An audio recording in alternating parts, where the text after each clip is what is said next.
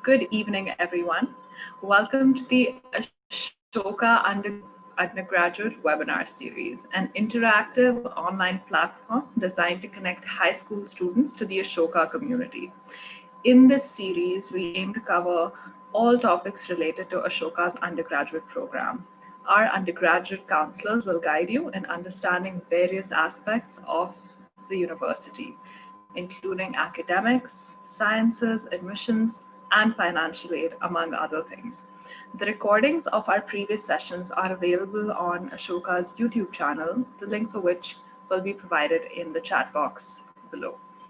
My name is Prakriti Sharma, and I am from the undergraduate batch of 2020. So I'm a recent Ashoka graduate. I did my degree in psychology, and I'm currently pursuing my fourth at Ashoka. Thank you all for joining us for this webinar, which is on student and residence life at Ashoka University. Throughout the webinar, in case you have any questions or queries, please feel free to post them in the Q&A text bar at the bottom of your screen. We will be taking up questions towards the end of the session. I'm extremely excited to introduce the people I'm going to be joined by in this webinar. I'm joined firstly by Rashmi Singh, who is the founding director of the Office of Student Life and currently the founding director of the Office of Student Affairs at Ashoka. She has been absolutely instrumental in crafting the university culture that is intellectually, socially, and culturally stimulating. She is an educationist with over 18 years of experience, and her areas of expertise include developing and implementing policies and programs towards students' well-rounded growth and interface initiatives. We also have with us Sneha Singh Banerjee, who is the Deputy Program Manager at the Office of Student Life. Since her joining Ashoka in 2017, Sneha has worked closely with students on extracurricular activities, all from providing guidance and supervision to the multitude of clubs and societies that Ashoka has, all the way to supporting student initiatives of all shapes and sizes, both on and off campus.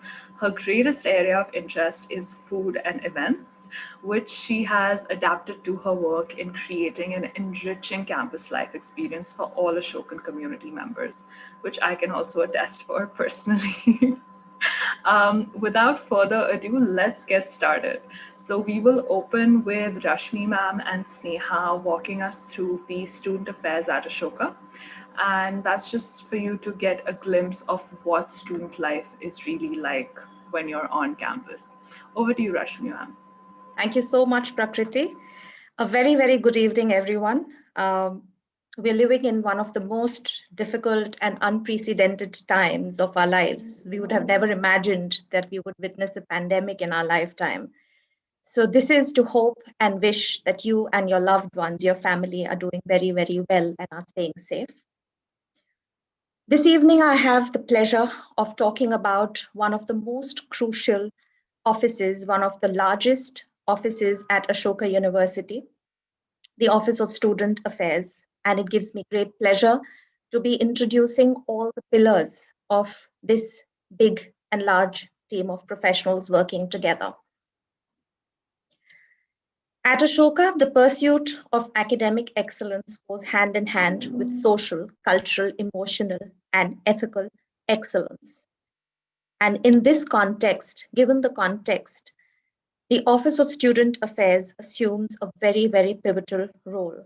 The office is committed and dedicated towards creating well-rounded, immersive, and safe campus experience for all its students. The office comprises of 3 wings within it. The first being the Office of Student Life, the Office of Residence Life, and the Office of Sports and Exercise. This office combines a plethora of opportunities and experiences for our students to be able to live very, very safely on campus, be able to embark on their journey of self-discovery. And I can assure you, I'm sure all of you in your 12th grade are feeling very, very uncertain. And I'm sure you have a lot of questions. You don't know where life takes you in a couple of months from now. But what I can assure you that each one of you will transition into a university space. And that's a given. And I can also assure you that this is going to be one of your most memorable time of your life. So with this, let's get into the details of what the Office of Student Life is all about. With its rich and diverse extracurricular programs, robust team of professionals, and a plethora of support systems and resources, the office ensures that each one of you are able to hone your passions and also discover many, many new in the times to come. And before I get into the details of what these opportunities and experiences would entail, I would like to draw your attention to some of the fundamental core values that Ashoka holds very dear. And in and out of classrooms, your experience will be rooted in some of these values of diversity, respect, inclusion, active and responsible citizenship, relation and reasonable temperament, minimalism, conservation, integrity, humility, accountability, ownership, dynamic leadership, and most of all, experiential and reflective learning.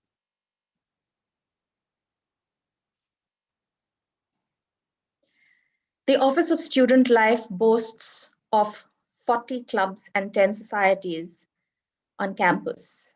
So when you're not occupied with academics, your lives will be governed and centered around all these clubs and societies, which will give you an opportunity to not only pursue your hobbies and interests, but also give you an opportunity to create your own clubs and societies.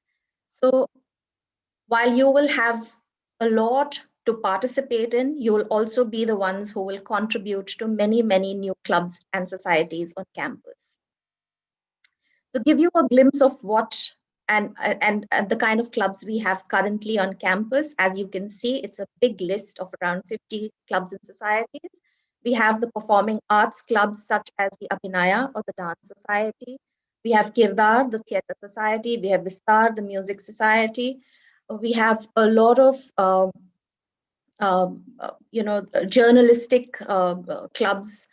For instance, you have the Edict, the campus newspaper. You have Kalinga. You also have clubs such as Hindavi, the Hindi Urdu Club. You also have other language societies such as Sandhi. There are a lot of community engagement clubs and initiatives on campus. The first one being NEEV, the Community Engagement Club that was set up in 2014, right at the inception of the university. We also have Ruhi. We have Enactus Ashoka. We have Her Campus. We have the Quizzing Society, the Debating Union. We have Meri Dastan, the Storytelling Club. We have Mad Batter, the Baking Club.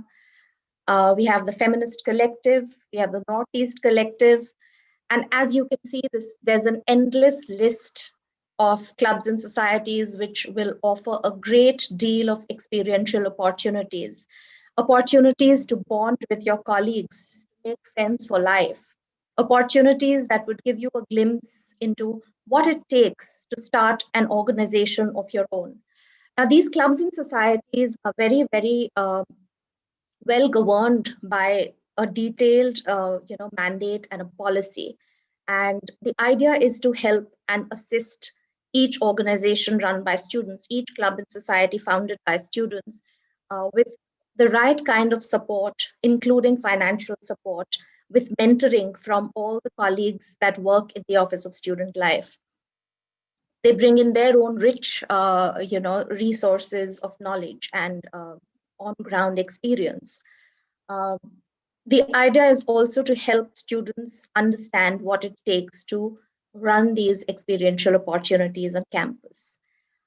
The clubs and societies also have some very, very wonderful, beautiful annual traditions now, starting with Clubs Fair. Clubs Fair is an occasion where all the existing clubs and societies on campus put up their they set up their own sort of kiosks, and they plan their own events to introduce and help the incoming cohorts to be inducted within their umbrella.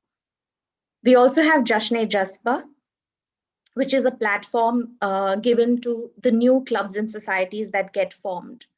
And Jashne-Jazba is an opportunity where the new clubs showcase what they pursue through their clubs. The year ends, the academic year culminates and ends with the annual production fortnight. And this is an occasion where clubs and societies host their mega event. It's like a finale of the academic year. And all these traditions have been, very, very instrumental in making this campus a very, very vibrant campus.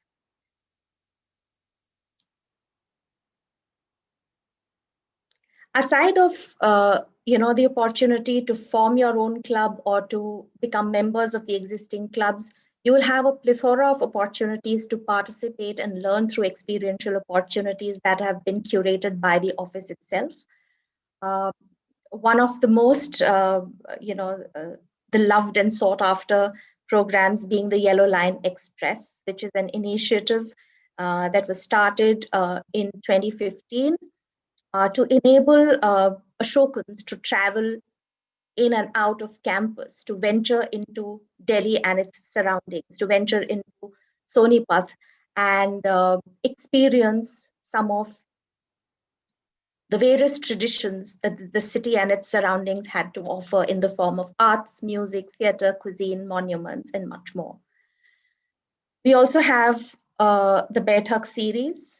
This program has been conceptualized and envisioned to create a non-stage forum with, usually with a very, very intimate setting with the expert or the person or the performer who leads the Baithak, so that, there is a live engagement with the audience. So both the audience and the performer, so to say, speak to one another.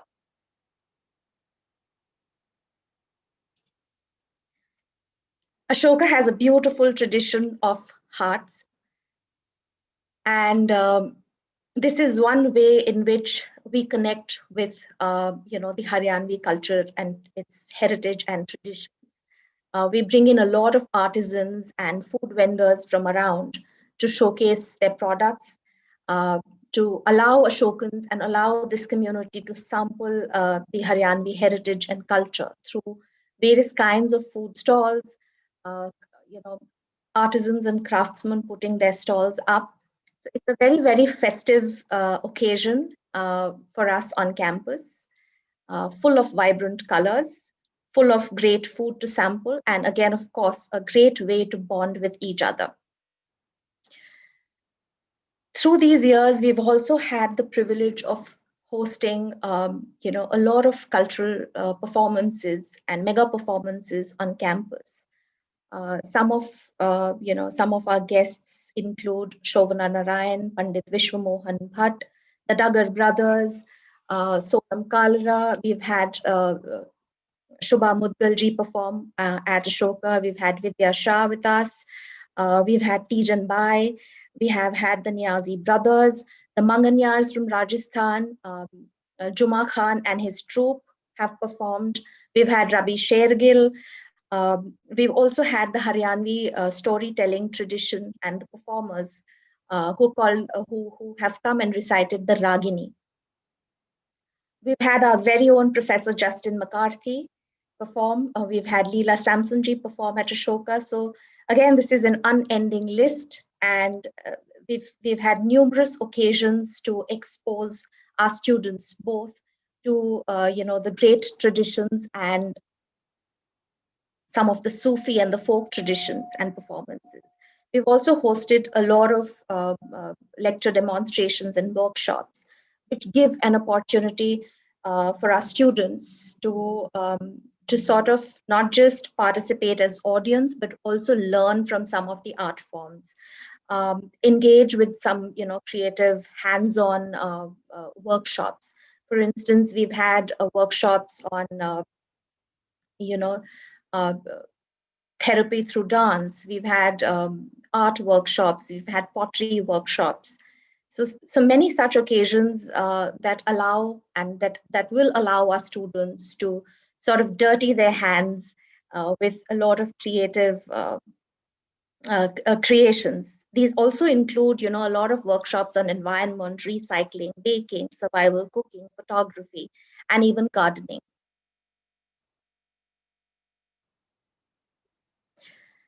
The Office of Student Life also, ensures there are ample opportunities for our students to, take on leadership opportunities and host events and programs at the university level and even outside of the university in the form of inter-university events. Banjara, of course, is Ashoka University's annual cultural festival. We have Ubuntu, which is the Indo-International Cultural Program. We have the Ashoka Business Conclave. We have Enactus Ashoka, and many more occasions where students do get an opportunity to hone their leadership skills, to take up events and activities and plan, execute from scratch.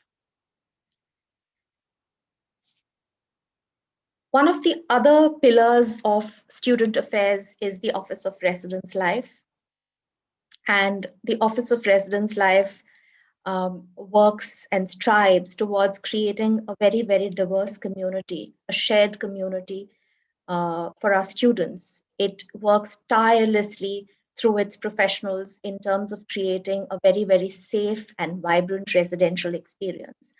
And I can assure you that, through uh, a residential campus, Ashoka has been able to provide a very, very real life context to its students. It gives them an opportunity to, to understand what it means to live in a shared community, to understand and look at life from their own lens, unguided, and to understand what are the nuances of a diverse campus. It will come with its own overwhelming challenges, but you learn and you pick that as you get to know each other, as you bond with each other, and you tend to understand and step into the other person's shoes. So residence life offers that opportunity to hone your skills and hone your sort of foundations around empathy, around inclusion.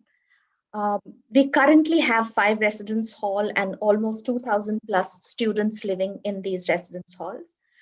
Um, the Residence Life Office takes care of your everyday needs on campus, be it in the form of all the services that are required for your safe and comfortable stay, but it also works hard to give you a feeling of home away from home. It works hard to create a community through various community programs. For instance, the kitchen garden experience. um, all the staff in the Residence Life Office, you know they they they try to connect with students and help in that process of being able to live well on campus. I take pride in sharing that this office has been instrumental in shaping and running one of the most critical peer support systems for our students in the halls of residence, the RA program. Collective civic responsibility, community building, and citizenship are at the core and foundation of this program. The RAs are selected through a very, very rigorous process of application, interview, and training. And they are they are one of yours. So the RAs are typically selected from the third year undergraduate cohort and from the ASP cohort. Each floor of the residence hall houses an RA who will be your go-to person on the floor, making you aware and connecting you with all the resources that are available in times of, your academic, personal, emotional, or social needs. And therefore, they sort of form a very, very cohesive community on each floor where they live with, an assigned set of residents. So in that ways, they help in creating and nurturing a spirit of community within the halls and specifically on the floors where they live. So all in all, the Office of Student Life, the Office of Residence Life, and Student Affairs in general, um, you know, is working very hard to create multiple layers of safety nets for students. Um, to be able to, be themselves, to be able to uh, live life as they would have imagined for themselves, and to be able to express freely, to be able to feel that this campus belongs to each one of them. So that's the spirit in which the Office of Student Affairs, Office of Student Life within it works. Uh, the community building at Ashoka comprises of a wide variety of vibrant social, recreational, educational, and cultural programs. And some of the most interesting ones in the halls of residence, which are run by the residence life staff and all the RAs, are the kitchen garden. We have a very, very beautiful organic kitchen garden around all the residence halls. And it's called the Ashoka Farm Fresh. Um, it's both run by the residence life staff, but it is now also taken over by some of the students who've sort of established and taken the Ashoka Farm Fresh to the next level, collaborating with the Office of Residence Life. Our team in the Res Life office hosts something called the Chai Ka Adda, which is a phenomenal occasion for all students to just gather together over some hot piping tea and pakoras. And I think it's one of the most sought after evenings. The RAs host an annual program which is called the Dom Olympics, and many more of such community building programs such as Coffee and More. So I'm sure you have a lot of questions, and I would now request my colleagues Sneha and Prakriti to join me, and let's open the floor for Q&A. Thank you, ma'am. Yeah, I'm sure that was extremely informative. I've been living at Ashoka for 3 years, but suddenly it all just came back to me that, yeah, so much happens on campus. So I think that was really comprehensive. That gave a really good sense. It's a pleasure.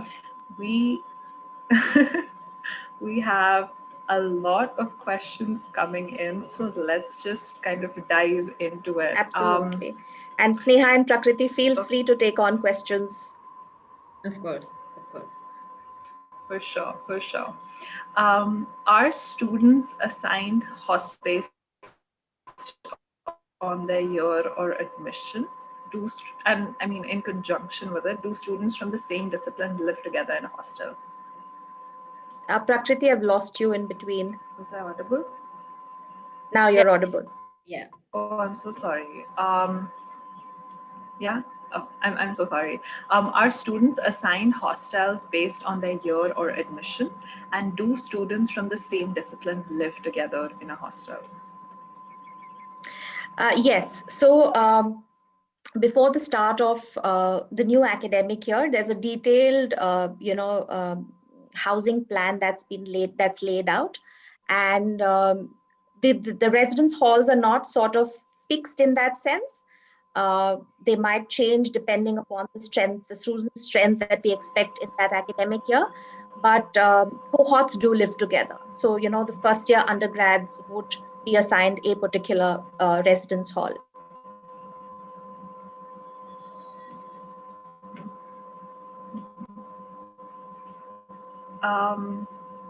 Then in and out timings for the hostel, or is it 24/7? I think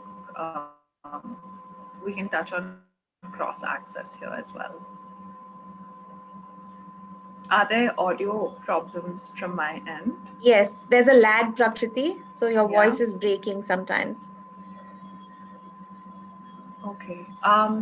Is this fine? Is it clear right now? This is better. Yes. Yeah. Okay.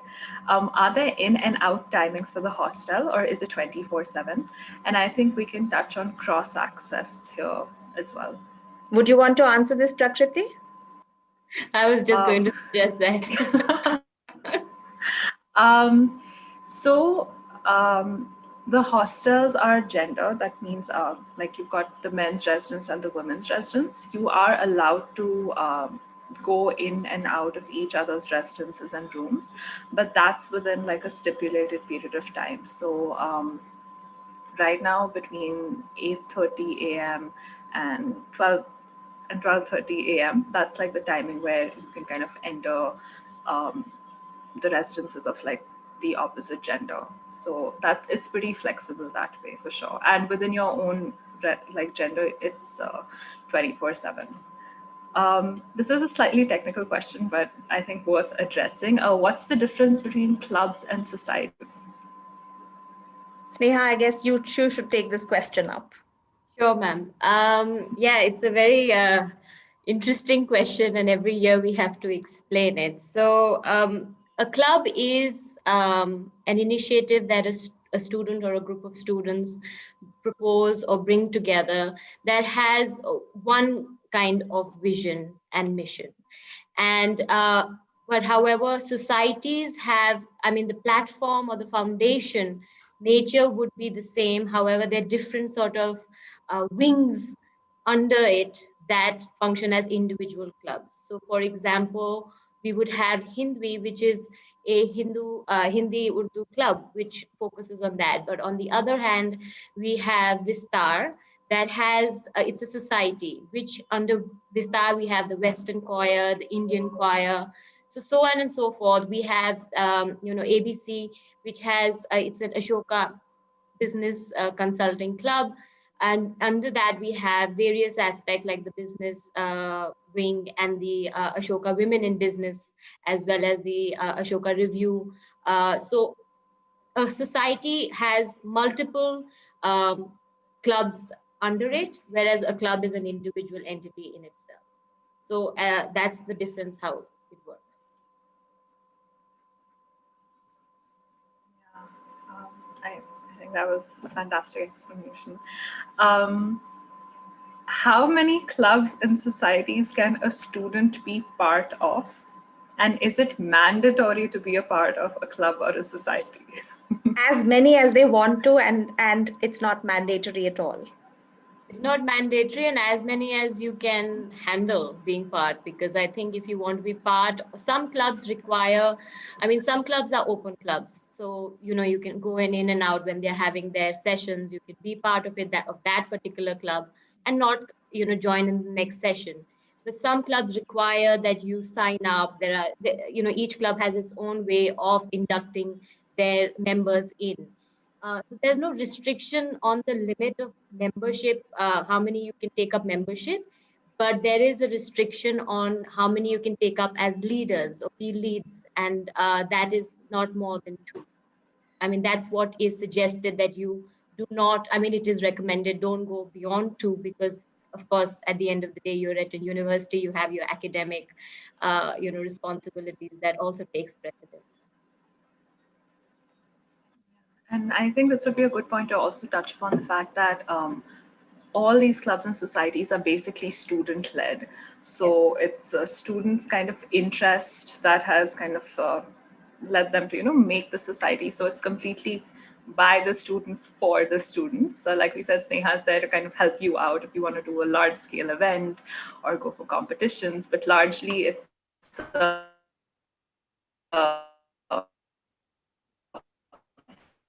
student run, not based on like no one really.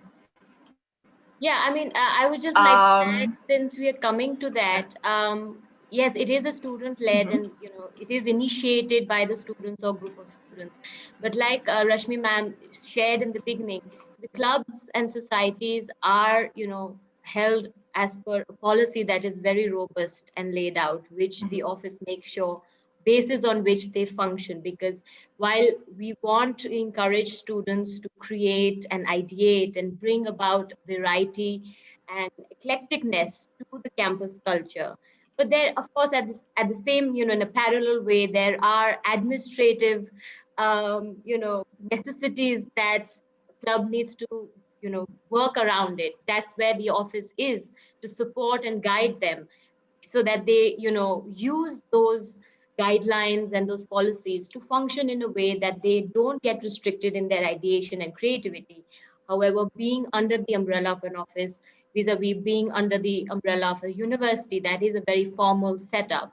They follow those policies and there are no sort of problems later on.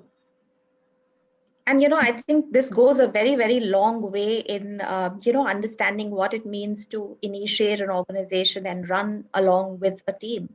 So Yeah. a lot of professional skills is something which you'll subtly acquire while you're running your own interest clubs and societies.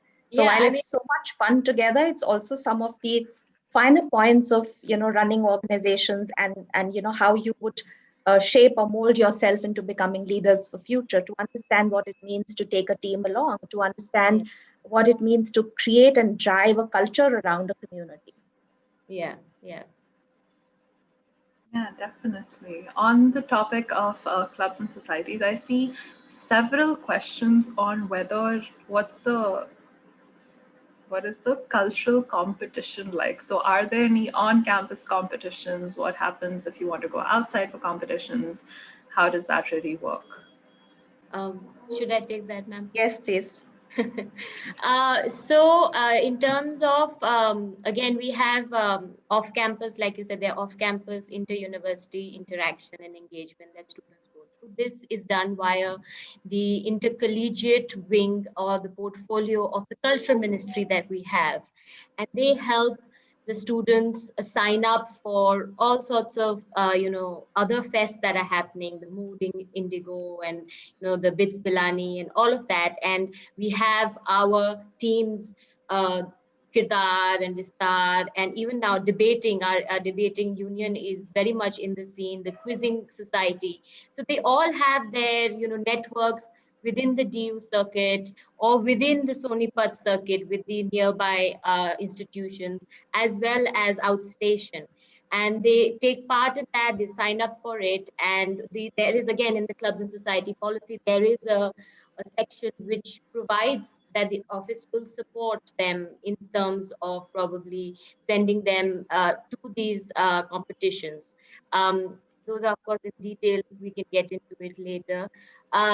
As per for the inter-university events on campus, we have that, like ma'am had said, we have Banjara, which is the college, the university festival, annual festival, where we invite all other universities and colleges to come and join. And we have, a lot of participations. We have one of the key, I think it's a very different aspect that was introduced by this festival, the social impact aspect that came through Banjara Fest, where they look into sustainability and look into supporting NGOs that need sort of a recognition, and they come on campus and set up their stalls.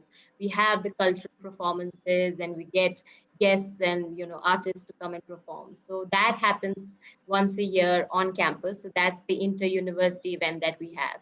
Other than that, we have something what is called the intra-university, where we also have clubs themselves hosting competitions and events themselves on campus just for the community there. So that is called, that we term as intra-university. And here also there is a lot of engagement and between batches, between classes. And so that is one form of competition that happens. And there's another external engagement where students go outside. I love Sneha's responses. They're always so comprehensive. I really appreciate that. I'm sure the audience does too. I think maybe we can shift to some of the questions related directly to residences and residence life. Yeah, I'm sorry, I seem to be having some internet issues, but I'm back. Okay, so we start with the more general question. Could you tell us a bit about the facilities that the residences have? And is it compulsory to live on campus for the duration of the program? Yes. So Ashoka is a purely residential campus. So it is compulsory to reside on campus and live in the halls of residence. In terms of the services that are provided, You have all the amenities that are required for a very, very congenial and comfortable stay. So typically, of course, you have the mess, which provides for all the meals, the dining. In the halls of residence, each floor also has a pantry where you could, fix up your own small meals. You could make your tea, coffee. You could even just get together over, and bond over some meals and your specific, unique culinary traditions, home traditions that you would want to uh, sample in the halls of residence. You have laundry facilities available. You have a 24/7 library facility on campus.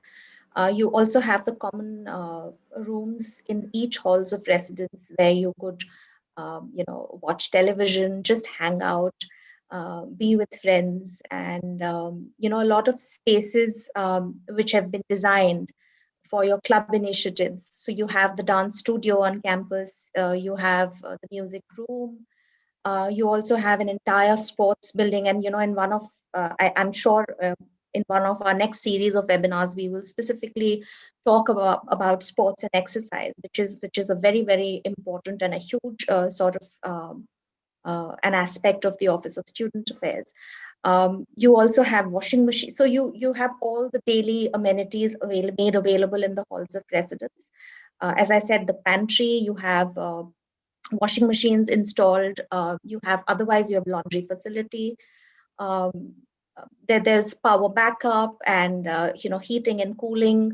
So all these facilities are available. You have balconies on every floor of the residence. Um, each room is a twin sharing room at Ashoka, residence halls. So you will co-share a room with a colleague of yours.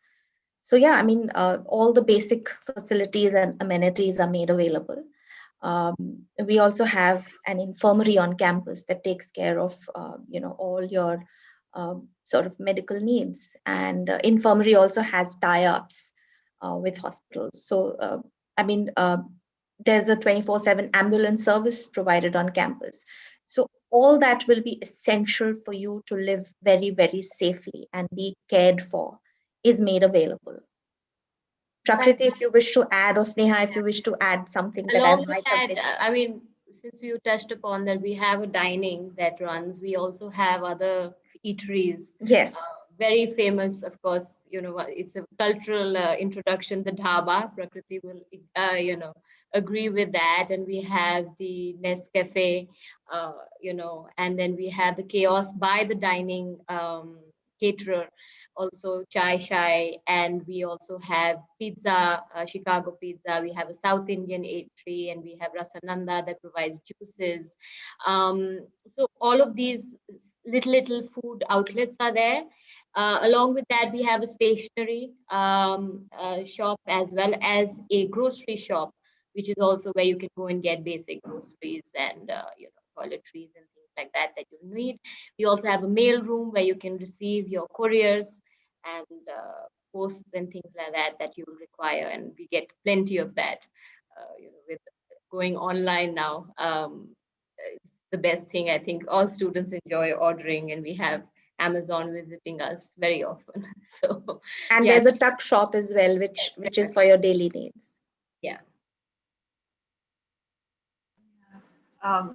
I think that really covers it all. I would say in one line, everything that you need to kind of exist on a day-to-day basis is really provided by the university. So anything you can think of that you may want on a given day, like there will be something on campus that can really like provide that service to you.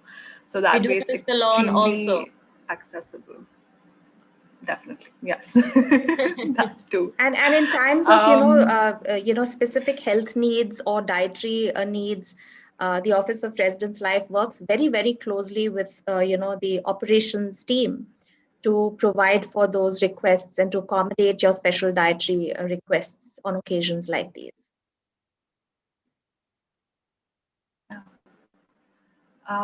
There is a question on leaving campus. So are students allowed to leave campus or like at by their own volition, or do they need to provide notes to leave? So that's something that can be touched upon.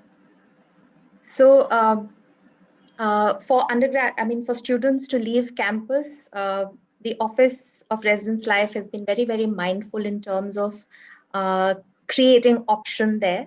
So you can either be on a case by case where your guardian, your parents would sort of have to write an email for you to leave from campus, and there's also an option of going for a one time for a particular academic year, which covers the entire academic year, and then you don't need a specific permission each time. So it's upon you to choose whether you would want to be on a case by case way of leave approval, or on a one time for a particular academic year. And that is again, it is open for renewal and change every academic year. So you could inform the Office of Residence Life, and we do have an application that is invited uh, from students on that. And we have a dedicated shuttle service in terms of providing a safe commute out of campus and into campus back until the Jahangirpuri metro station. I think this last point is a great segue into a very apt question. What do non-Delhi students do on the weekends? Which I think is a very valid thing to ask. Prakriti, I think I would ask you to take this question up. Yeah, definitely. So I'm not from Delhi. I don't really have any family there either. But if you have family, you can always go visit them, or literally just spend time exploring Delhi. You know, in all these Bollywood movies, they show like Chandni Chowk or Hauz Khas and like Majnu Ka Tila. So you kind of go and actually experience those things and doing it with your friends. So you go on day trips, you eat lots of food, you really like take time to explore the city. You've also got places nearby. So like I know people who've gone on like 2 day trips to Jaipur. They just like take a bus and they go and they come back by the time classes, like by the time Monday rolls around. And that way there's so much to do off campus, but also on campus.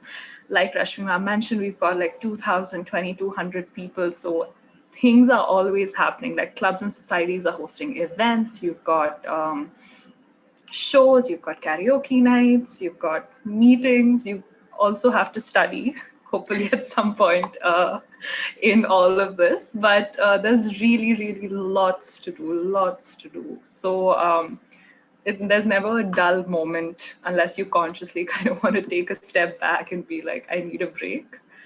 There's really a lot to do. Yeah. I think that was one of the more important questions, in my opinion, from a student's perspective, that really had to be covered.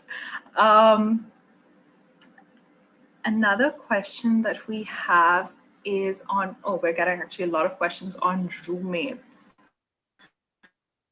So how are roommates allotted and do we get to choose our roommates? So for the first year incoming students, the Office of the Residence Life and the RAs, they work together. If you were a first year student at Ashoka, you would be required and requested to fill something called the roommate matching form. And the roommate matching form actually captures your way of life. When do you sleep, when do you study, what kind of preferences you have in terms of the temperature, the light, visitors. So all that is captured through the roommate matching. And in the first year, with the help of the roommate matching form and the information that incoming students share, the RAs work together and do the matching. So they help in sort of, I would say, choosing the roommate, but keeping in mind the information that the students or that students have shared with us. So we would typically try to accommodate and suit what are, or make permutations and combinations which are very well suited for a congenial living. But I would like to highlight that this is also a time to step out of your comfort zones and to meet new people, to understand what it lives with people who are not like you, or who come from very, very different contexts, who have had different life journeys. And I can really vouch for, I have spent my entire educational life in residence halls and not lived at home. So I think I made some of my best friends through that, and some of the life lessons, I mean, I'm still carrying them with me. So I think that's something which I would like to underscore here, and sort of open your mind up to the fact that while it is very, very overwhelming, or it can be very intimidating at times to, we all have been at home, and I'm sure some of you have already experienced what it means to live, outside home in residence halls. But most of you, I'm sure, will come out of your homes. So, I mean, that comfort, and to be living and co-sharing a space with probably people who you know very well and have adjusted to completely moving in the new space can be overwhelming, but it's something to sort of let happen. So, I mean, you should not feel very inhibited or nervous about being rooming with people who you might not know. The idea is to sort of give you that real life context. So, in the first year, the process is through a roommate matching form and information that incoming students share. But in the other years, by the time you go into the second year, the process shifts a little, where you do have something called the roommate preference form, where you do share your preferences. And the office, of course, tries its best to accommodate each one's preference. So that's the process of, allocating roommates.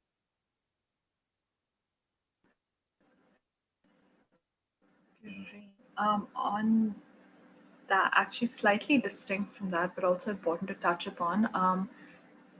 Could the question goes? Could you talk about food, the mess food, and general safety at Ashoka? Uh, Prakriti, I've Sorry, did I requested you get to cut repeat. off? Yes, Yeah, I'm so sorry. no worries.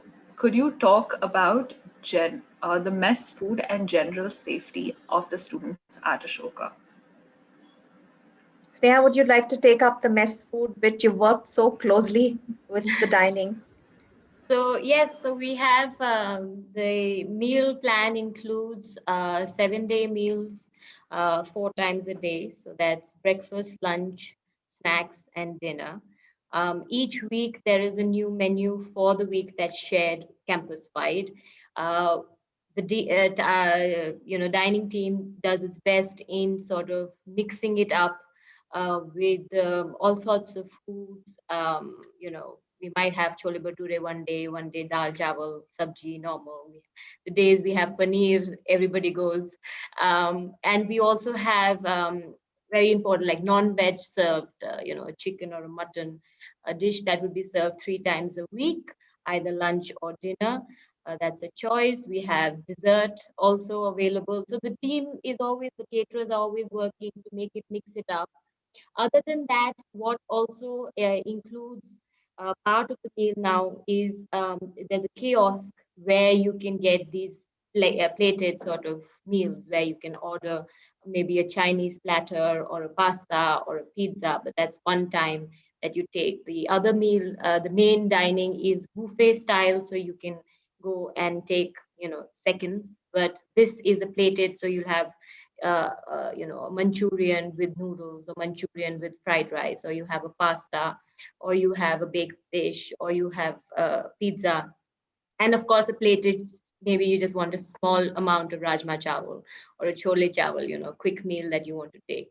So this is what is provided, mostly vegetarian, but we have non-vegetarian options. Also, we have other kind of cuisines, and the team also, we also of course work very closely with the student representatives who bring in suggestions. Maybe this time we can add this kind of meal or this kind of dishes. So we take into account in incorporating that, keeping in mind the palette of all sorts of backgrounds that we would be having from students, whether it is the Indian cuisine itself is so widespread, but we also have the international students, which is very wide.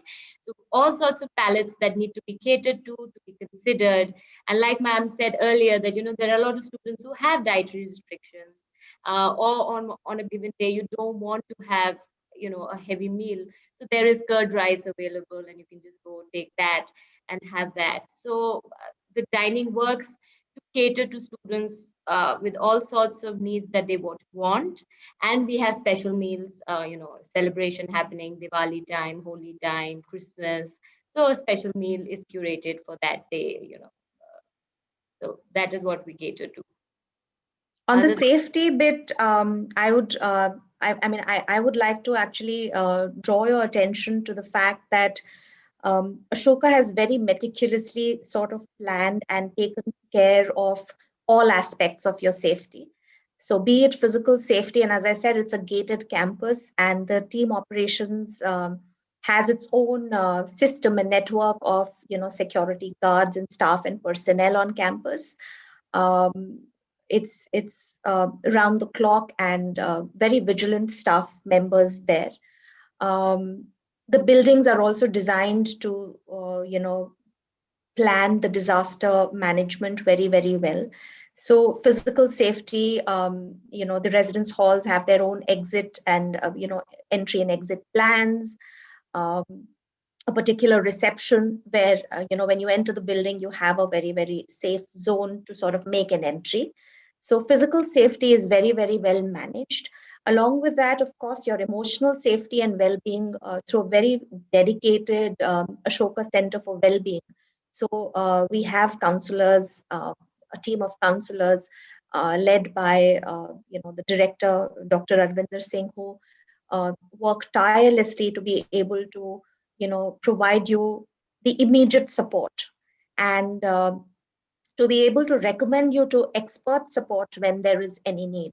So whether it's physical safety, emotional safety, even social safety, as I said, there's the entire Office of Residence Life, and your RAs will comprise a whole web and network of sort of safety net for you, to hold you in times of need, to help you, to guide to resources, to be able to listen to you, when you really want to sort of vent out, or it's not been your day really. So it would not be an exaggeration to say that residence life works almost 24/7, and all our offices also. So I and the dean and all of us have an open door policy. So students are free to come in and talk to us, meet with us. It's not like a very, very tight or a strict sort of regimented appointment based meeting. So we have an open door policy for our students. Aside of that, we also run dedicated office hours should a student need an appointment and talk on some specific matters or issues. So there is no reason to worry about safety, whether it's physical safety, social safety, emotional safety. And as I said, even commute from day one, Ashoka had envisioned that, of course, we are located on a highway. But then the way the safety has been planned and the entire commute and opportunity to travel with the help of our shuttles, and there are occasions when we have supported students almost out of the way to be able to reach to a specific place or spot. So yeah, safety is really, really very well taken care of, and you'll always find someone to reach out to. yeah. If And I I could say add, this for all offices, really, not yeah. just Office of Student Affairs. If I could add to what ma'am said, coming back to physical safety, just a little glimpse into the on ground what it goes on. So students have to sign in and sign out when they're exiting campus. So we have that system going. Visitation hours are from 8 a.m. to 8 p.m. Beyond that, no one is allowed to visit campus. And even that has to be done by prior notification. Not only if someone is coming to meet students, but even staff and faculty who are on campus, they have to notify the main gate or the security head that I'm having a visitor, and they all are given tags. So that aspect of coordination on ground when outsiders come on campus is taken into very serious consideration. So the safety aspect works very much, there. Yeah. And visitors in the halls of residence are restricted only to the common areas. So only on very, very special requests and occasions, where someone has taken ill, or at the time of settling in and moving into the university for first time, your parents are, allowed to sort of go to your room and help you set up. But aside of that, visitors will be restricted to the common areas. So visitors are not allowed to go into the, the residence hall rooms. If I could quickly interject just to push you a little bit more on this question. There has been a question on the university policy against abuse towards students from teachers and other students. So if you could just briefly kind of give some insight into this. Prakriti, Ah, that would we The again lost you. I'm so university sorry. policy. That's okay. The university policy against ragging towards students from teachers and other students. Yeah, so as per the UGC mandate and guidelines, the university also has its anti-ragging committee, which is headed by our honorable vice chancellor. So she heads the committee, and the committee also includes faculty members and senior members of the administration. And the anti-ragging committee works both in terms of generating awareness about what would constitute ragging, and sessions are held at the time of orientation of incoming students to make them aware of this resource. And of course there are posters placed on campus informing you about the correct email ID, the address to which you could write should you face any such situation of bullying or harassment. Additionally, we also have the Internal Complaints Committee, the ICC, which also is referred to as the Committee Against Sexual Harassment at Ashoka, which again is headed by a faculty member, and has been constituted based on the legal framework of the country and the guidelines, the Vishaka guidelines. So we have a very, very robust ICC policy actually, which goes a step ahead, and it includes everyone in its ambit. It's not just in terms of sexual harassment towards women, but it includes everyone in its ambit. So between the anti-ragging committee, the ICC, or the Committee Against Sexual Harassment, and of course there's a third committee which is called the Committee Against Disciplinary Infractions. All three sort of look after any situation of infraction or abuse or harassment should that happen on campus. So students also have these resources at disposal in times of need. I think we're almost out of time. So one kind of last question that I think is quite pertinent to our current circumstances is, how has the shift from in-person school to online learning happened with respect to the cultural activities or the culture at Ashoka?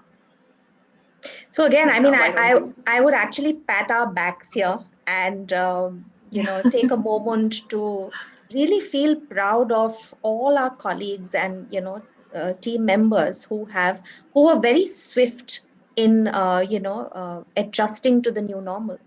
And in no time, we were able to sort of envision and work towards creating a typical academic campus experience virtually, and not sort of keep that a miss this year.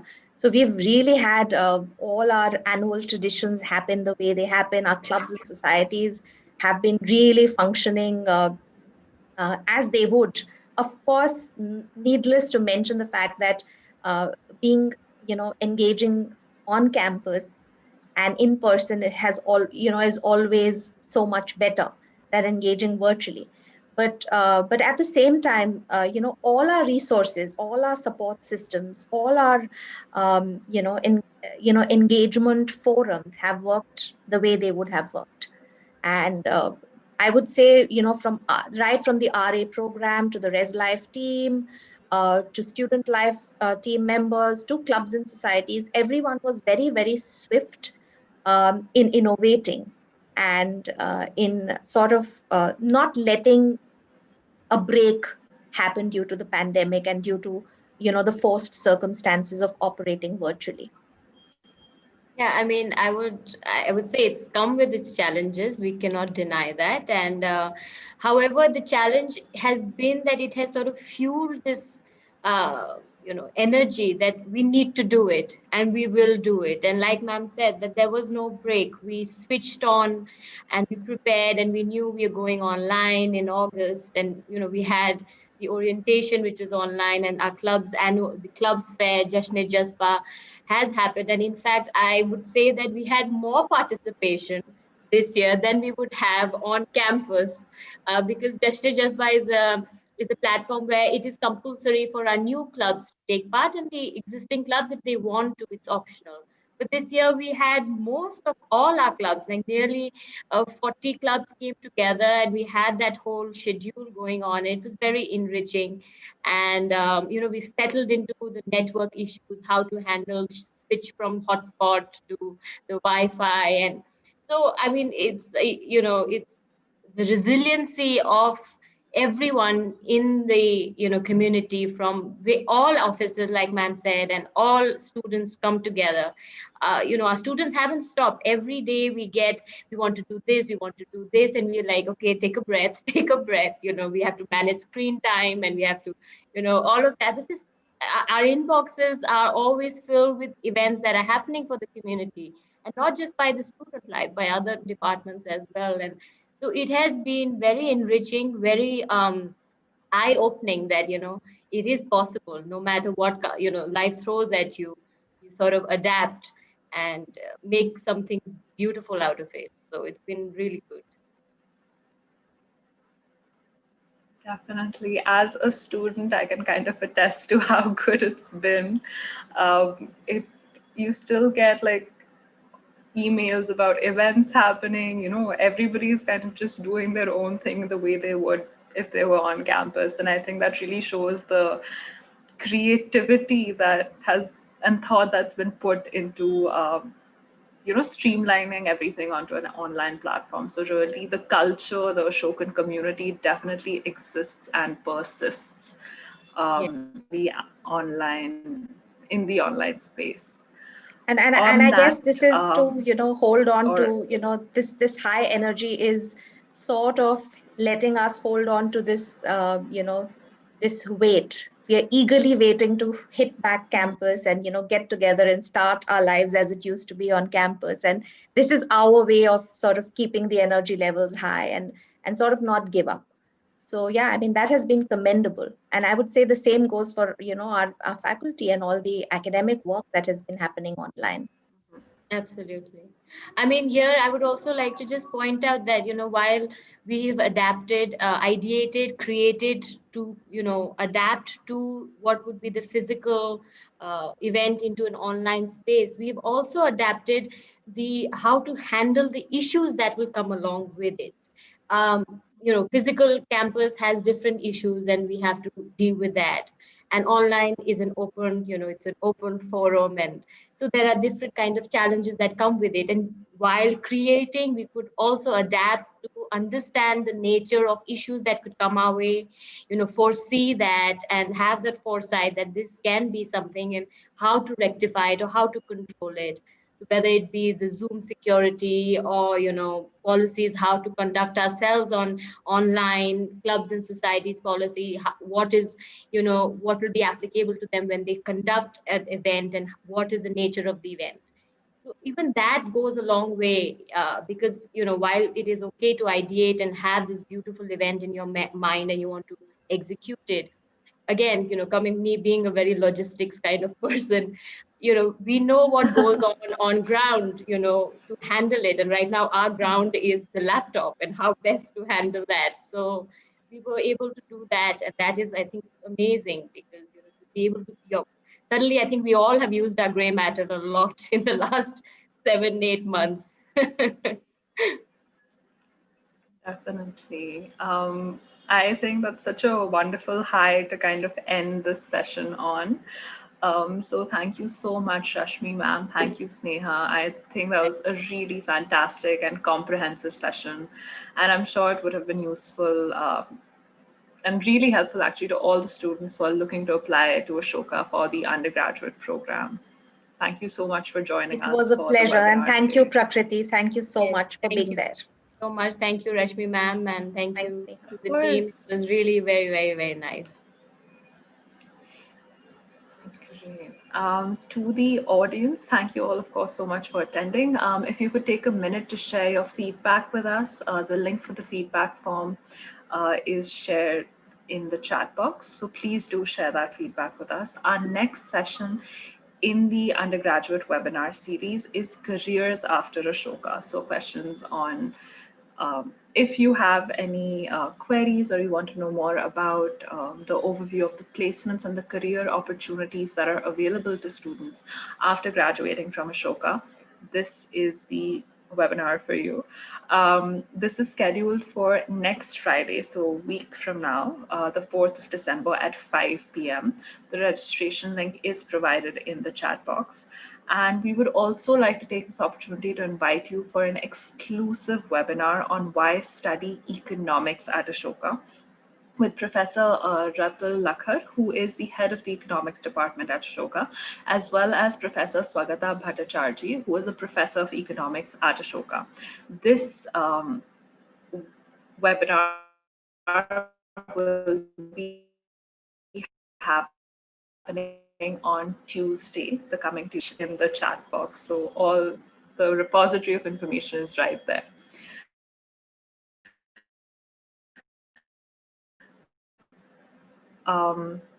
Lastly, I would like to inform applications for the undergraduate program are open. The last date to submit your application in this round is the 11th of January. So 11th January 2021. You can start your application at apply.ashoka.edu.in, or you can visit our website, ashoka.edu.in, for complete details on what the admission process is and what the admission timeline is. If you have any further queries or would like to know more about Ashoka's unique and interdisciplinary undergraduate program, you can write to us at apply@ashoka.edu.in or call us on the number that's on the screen. It has been